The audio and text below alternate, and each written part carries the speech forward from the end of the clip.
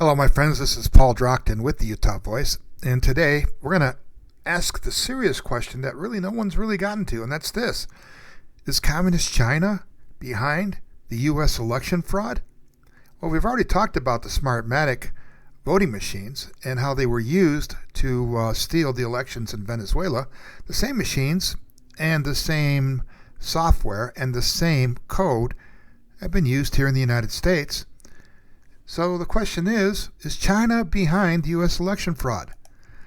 Well, first of all, we got to go back to the Monroe Doctrine, which states specifically that in the U.S., or should I say in the Western Hemisphere, which includes North America and South America, it warns that European nations to stay out, and that the United States would not tolerate further colonization or puppet monarchs. And this has pretty much been the standard for the United States. It was invoked in 1865 when the U.S. government exerted diplomatic and military pressure in support of the Mexican president, Benito Juarez. And this support enabled Juarez to lead a successful revolt against Emperor Maximilian, who had been placed on the throne by the French government. 40 years later, in 1904, European creditors of a number of Latin American countries threatened armed intervention to collect debts. President Theodore Roosevelt promptly proclaimed the right of the United States to exercise an international police power to curb such chronic wrongdoing. As a result, U.S. Marines were sent into Santo Domingo in 1904, Nicaragua in 1911, and Haiti in 1915, ostensibly to keep the Europeans out. Other Latin American nations viewed these interventions with misgiving, but here's the reality. The United States is either going to have its influence or that influence is going to go to other countries. It's just that simple. In 1962, the Monroe Doctrine was invoked symbolically when the Soviet Union began to build missile launching sites in Cuba. And with the support of the Organization of American States, President Kennedy threw a naval and air quarantine around the island. So there's huge historical precedence for using the Monroe Doctrine against China. So in order to understand China's role in the Western Hemisphere, we need to look at China and Venezuela. So Venezuela has the world's largest petroleum reserves. Now granted, this isn't high-grade oil, but it is oil, and it is the world's largest reserves. And they were the perfect partner for China, which is today's largest crude oil importer. Yet from the beginning, the China-Venezuela relationship has stood out among all of China's ties to commodity-rich countries, not just in South America, but globally. Venezuela's former larger-than-life leader, Hugo Chavez, and China's superbank, the China Development Bank, together created a loans for oil and diplomatic partnership that was intended to showcase the possibilities of the type of South-South cooperation, ushered in by China's emergence as a global actor. It's a $40 billion partnership. On the Venezuelan side, Chavez saw China as a crucial partner in his efforts to use control of the nation's abundant petroleum supplies to implement his radical domestic and foreign policy agendas. The reality is this, my friends. China is using and has been using Venezuela to basically conquer the Western Hemisphere. This is how it begins. And of course, to expand what? The communist agenda, which means Venezuela is the model that the Chinese communists intend to apply across the entire North and South American continents. And as you go on, you can see that Chavez also found China to be a partner in his Bolivarian revolutionary agenda at home and abroad. So one of the consequences, of course, is that Venezuela became a major exporter of Chinese communism. Now, Maduro continued Chavez's relationship with China, and he continues to represent China's interests in the Western Hemisphere.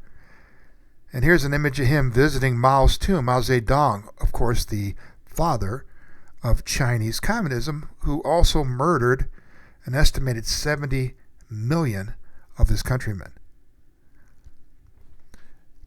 And it also points out he secured billions of additional dollars in financing for his regime from the Communist Chinese. So they continue to control Venezuela through Maduro. They continue to plunder the country through Maduro, and that's their intentions for the entire continent of South America and North America. Now, in what can be perceived as an extremely hostile move, China's basically freezing out the U.S. and Latin America through CELAC, which is basically the community of Latin American and Caribbean states. So they've had two meetings already, one in 2018, one in 2021. And basically, the goal, of course, was to establish financial, diplomatic, trade ties that excluded the United States. We weren't invited. So if this isn't a violation of the Monroe Doctrine, I don't know what is. And of course, then there's the Panama Canal. Panama could soon become the Latin American nation with the highest level of Chinese investment on a per capita basis. China Railways has already established their regional headquarters in Panama City, while the telecoms giant Huawei has made the Colón Free Trade Zone on the Caribbean coast a distribution hub for its electronic systems. With access to two oceans, one of the continent's best connected airports, it's easy to imagine Panama as the center of a wheel with spokes reaching out around the region with access to two oceans. Now, understand this. The Panama Canal not only is used for trade, but it's also used for military transport. It's the fastest way to go from the East Coast to the West Coast in the United States. And of course, if China controls the Panama Canal, then they can bring military troops, supplies, provisions, equipment, whatever they want through the canal. It's just that simple. And there's nothing that we can do to stop them. So it would make it a lot easier for China to ship things across the Pacific Ocean to Panama, where it would be taken through the canal, and then it could be used against the East Coast of the United States. Just as great a threat as the Cuban Missile Crisis.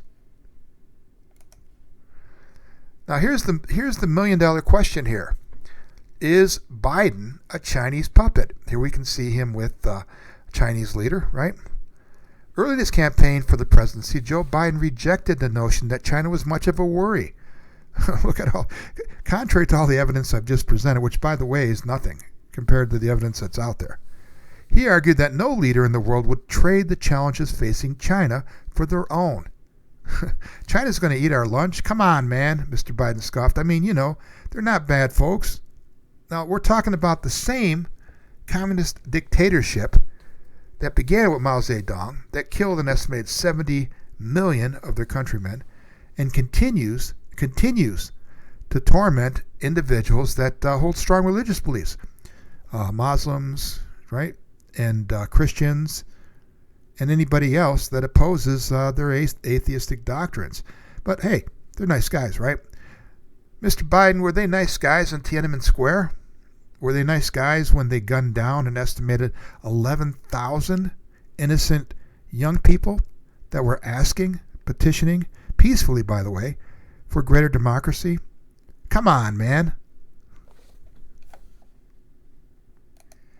So, bottom line is, if you look at The Economist and their predictions for the world in 2021, you can see this is it right here, right?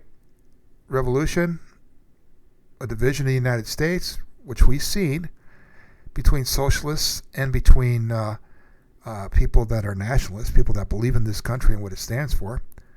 And look what comes up next. Joe Biden, right? Now, behind that is the implied threat that should Trump reclaim this election, it's going to lead to nuclear war. Now, the question is, nuclear war with who? Well, there's only one major global threat that has gone nuclear, and that, of course, is Communist China. So, The Economist is basically telling the people of the United States that, look, if we don't get what we want, and Trump comes back and wins this election, well, that's what you're going to see next.